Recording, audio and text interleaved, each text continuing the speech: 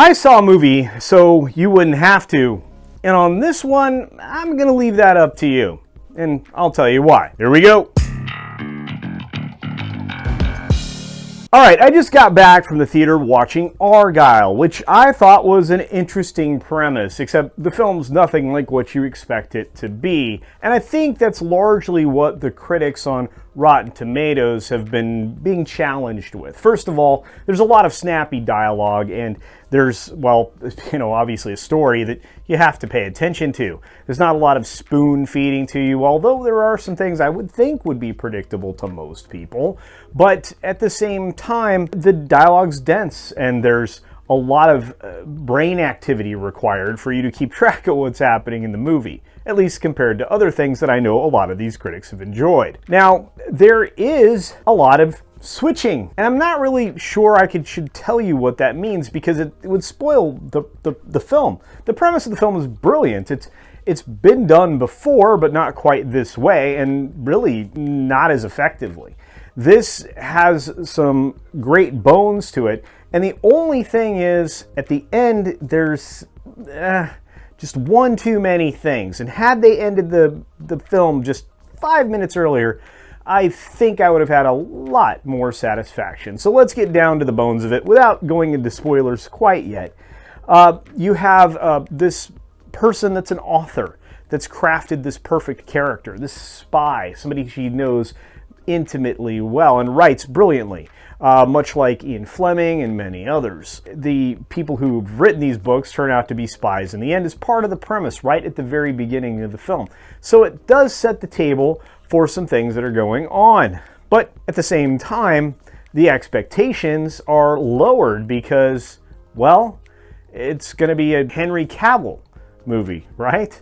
Except that it's not. And this is probably one of the most frustrating things for an audience. You're sold one thing in a trailer and given something else.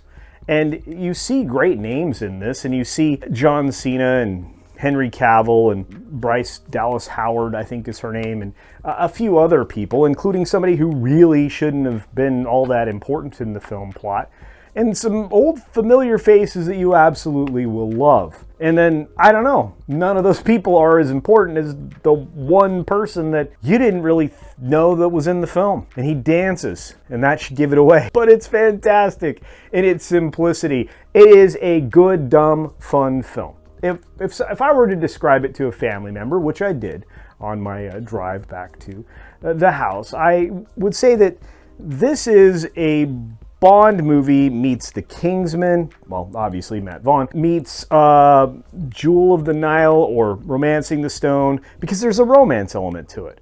It's also got a couple of other pieces that I don't know how to describe quite yet. Maybe I'll figure that out by the time I do my live show on Sunday. But you can go and enjoy this film. You can turn your brain off and have a very good time.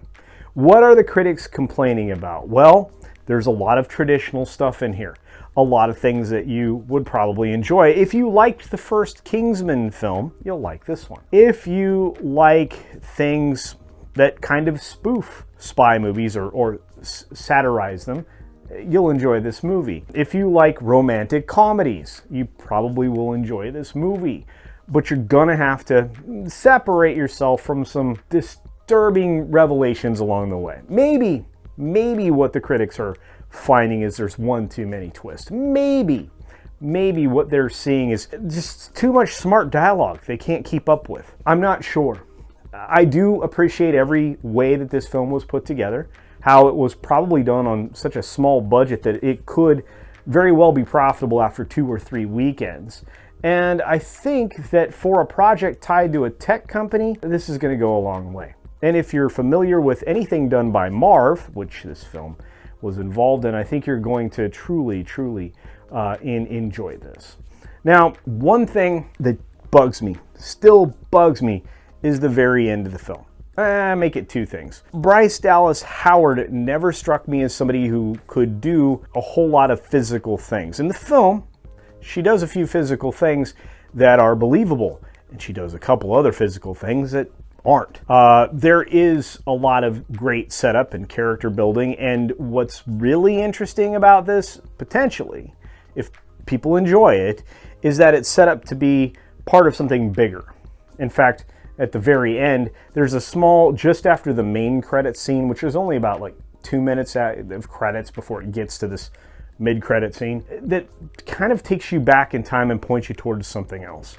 It points you towards the beginning of this story in a very strange way. Overall, be prepared to be surprised by about the middle of the film when the first major thing twists. But by the time you get to the third act, you're anticipating twists around every corner, and that's probably where a lot of people, if they're critics, they either were confused or they were just done with accepting all the twists and turns.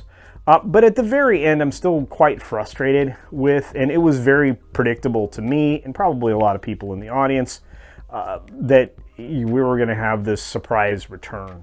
And I'm going to say that without spoiling anything. The stunts were fantastic. A lot of cleaned up CGI, things that, were absolutely ridiculous, were ridiculous in a fun way.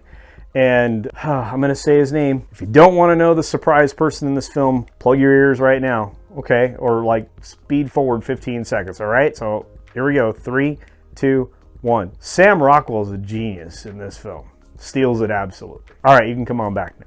Anyway, I have to tell you that, wow, there are parts of this that I was into, and there were parts of it that I rolled my eyes at. But again, if you're interested in something dumb fun, something to get you through to the next thing, something that gets you to the complete ridiculousness of the definite flop in Madam Web, this is probably your film. You probably don't want to spend your time watching the streaming garbage television remake of Mr. and Mrs. Smith. This is probably your best bet for your weekend entertainment. But hey, I'm going to leave it to you, because as you can tell, I'm kind of in the middle on this one, and not in the sense that I'm gonna beat it down on the score or I'm gonna elevate it in the score. I'm gonna say dumb fun movie, probably sitting at a 5.5 to a 6. I'm gonna give it a 6 now out of 10, just to give it a rating that I'm gonna be comfortable with. It could elevate overnight, could elevate over the weekend in my mind, because I did find myself enjoying it, laughing genuinely and having a smile on my face, which is something. On the 5-star system, this thing, 3.25 stars, maybe 3.5 stars. It really did kind of earn enough to be better than average compared to everything else we've had in the last, let's say, 5 years. So if I were comparing this to the classics that I already mentioned, like Romancing the Stone or something to that effect, I would say maybe not quite that high. But, as far as modern fare goes, this is one that if you see in a theater, you probably will have a good time. And if you see on streaming, you'll enjoy. And I guess that's the best way to measure it now. But I am interested in your thoughts. So I did see a movie, so you didn't have to. But this one, you pick. Decide if you want to be surprised a lot. And decide if you would like some decent dialogue.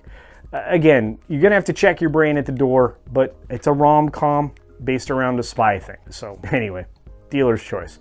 Regardless, I saw the film, so pick them. And I don't know, if you do see it, let me know what you think. I am really in the middle on this one, but more positive than not. Gosh, I really don't know how to describe it. Anyway, thanks for hanging out here. I hope you appreciated the quick review for what it was. And maybe I'll have some more well-formed thoughts on Sunday night.